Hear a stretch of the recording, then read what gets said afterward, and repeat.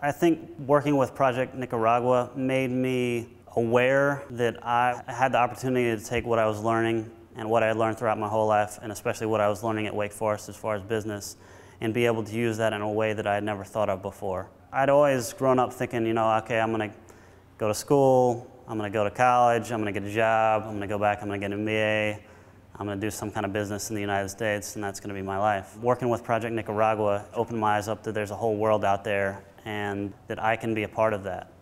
Because it really changes your perspective, and it can really change your life coming down here. It's very cool to provide Nicaraguans with opportunities that you can tell they've wanted, and to see how excited and interested people were. This really opened my eyes to how small the world really is, and it really opened my eyes to realize that I'm not just a part of the United States, I'm a part of the world. And especially with the way things are going now, with changes in communication, really the whole world is one community.